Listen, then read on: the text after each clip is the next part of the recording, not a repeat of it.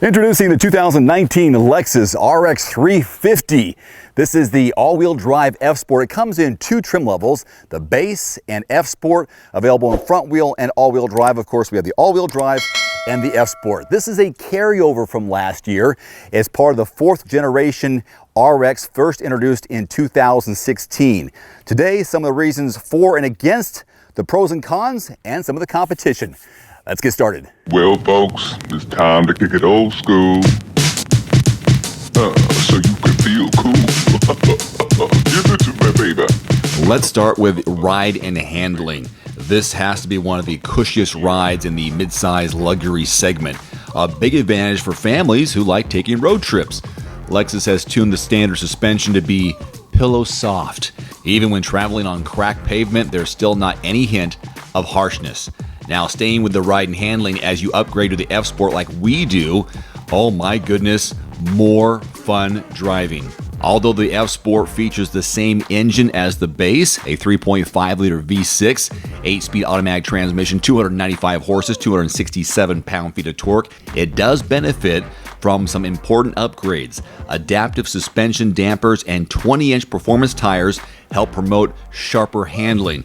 You'll also benefit from a Sport S Plus driving mode, which further elevates this vehicle's responsiveness. Sportier exterior and interior treatments also help create a more exciting feel with this F-Sport model. Here's something I think is positive: reliability and maintenance. When it comes to long-term reliability, Lexus is always ranked among the industry's best. To no surprise, this one offers above-average reliability. If serviced at the recommended intervals, it should remain dependable even at high mileage. In comparison to some of today's other luxury SUVs, the new RX is less expensive to maintain, and most of the RX's most critical components are built to withstand the test of time. The MSRP range between $44 and $51. On the heels of reliability and maintenance, it's also an Insurance Institute Highway Safety Top Safety pick. It scored well in all of the organization's critical crash tests. I think you'll also be appreciative for the SUV's standard Safety System Plus package. While the forward collision system with automatic braking warns you of fast approaching obstacles, pedestrian detection makes driving in high traffic areas less stressful, always a positive, and blind spot monitoring can be added as an option. When it comes to spaciousness and relaxing atmosphere, how about a demonstration? Here's a real-world look at your backseat legroom and headroom from a guy who is 5'11", and this is my seating position up front. Actually, it's a little bit closer than usual, but still, this is a realistic look at how much legroom I have between my knees and the back of the seat. So quite a bit for a mid-size SUV, very comfortable in this middle row seat. Now they do have a 3-row configuration. It's the 350L. So we just have the 2 seats, so 5 people in here. And I think you would be pretty comfortable with 3 of me side by side in the back seat. Headroom is really good, made even better by this panoramic sunroof, which is an upgrade to the base trim level. I would always consider upgrading when it comes to a sunroof or a moonroof. We have one in our F-150, and it just makes a world of difference, at least perception-wise, and then also the chance to enjoy the sunshine, bring some more light in the cabin. So I'm a big fan of this one, and I've got no problem with my headroom. There are some things missing back here, which I'm surprised, being Lexus and the top trim level, well, with the Sport, is there's no USB port. There's no USB port down here, nor is there any heated or ventilated seats. And with the fold-down armrest, you would think possibly, so you have the cup holders that pop out. That's a nice little feature. Another cubby hole right here. Sometimes you'll find USB ports in here, but there are none. So no one can juice up their devices in the back seat. Kind of a downside. Last but not least, with the positives, the navigation with the 12.3-inch display. It comes with a standard 8-inch screen, but this 12.3-inch, very impressive. A high-resolution screen makes it easier to follow your road trips. The 3D city views are especially helpful if you're in a large metropolitan area, and when behind the wheel, you can use voice commands to find points of interest. Now, that is my last but not least positive. It segues into the first negative, and that is this infotainment system. It needs some improvement, especially with this remote touch controller. Not a fan. Unfortunately, some drivers won't like this feature. I don't necessarily. You may have a difficult time using the controller to surf the menu screen because the interface does not support Apple CarPlay and Android Auto.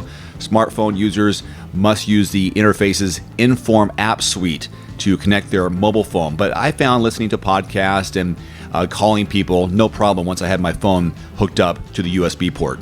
Cargo space can be a bit of a bummer. While this does feature a very usable cargo area, it still may not suit the needs of some families. You're looking at 18.4 cubic feet behind the back row. It does fold down in a 60-40 split, nice handles on the side, increasing it to 56.3. Some of the vehicle's competitors provide significantly more space for your extra gear. Furthermore, you may have some trouble with hauling bulkier items because the Lexus didn't design the rear seats to fold completely flat. That is a big thumbs down. I think this next negative ties into cargo because you can't really go on big camping trips if you want to haul something. Towing capacity less than 4,000 pounds. I know there are items that you can haul behind your vehicle less than 4,000 pounds, but this may not be enough for some drivers. Expect to have some issues trying to pull horse trailers and track cars. You'll find the 2019 Jeep Grand Cherokee to be far more capable. It's rated to tow up to 6,200 pounds, but ours, more like 3,500 pounds. As mentioned, this is part of the 4th generation RX, first introduced in 2016, so basically a carryover. Styling may come soon, fingers crossed. Not everyone's going to love the exterior styling, especially with this huge spindle grille. It's polarizing, and some people will be turned off by it. I understand. But before you decide to buy a new RX or not, be sure you are happy with this edgy appearance. As far as competition, the closest rivals are the 2019 Acura MDX, which provides more cargo space. A super handling all-wheel drive system also enables the MDX to perform better on curvier roads. Although the 2019 Lexus RX does have front wheel or all-wheel drive as an option, ours has the all-wheel drive. You also might want to take a closer look at the 2019 Audi Q5. Its interior craftsmanship is on a whole nother level. Quicker acceleration and a better infotainment system also give the Q5 an advantage over our tester. And if you're looking for an off-road ready SUV that offers good comfort on the street, then test drive my last vehicle, although not this year, a Jeep Grand Cherokee. Although the Grand Cherokee may not be able to match the RX's reputation for being dependable, some trims are just as luxurious. I had great success with my Grand Cherokees. I had 2 of them, a 2011 and a 2015, so it's a pretty nice vehicle. Other competitors you might want to consider: BMW X5, Cadillac XT5, Mercedes-Benz GLE, and the Volvo XC90. So the MSRP range on a 2019 Lexus RX 350 is between $44,000 and $51,000. Our vehicle is completely loaded, so what you see right here is over $61,000. Love to hear your thoughts in the comment section below. Until next time, I'm Dave Erickson. Thanks so much for watching. See you next time. Adios.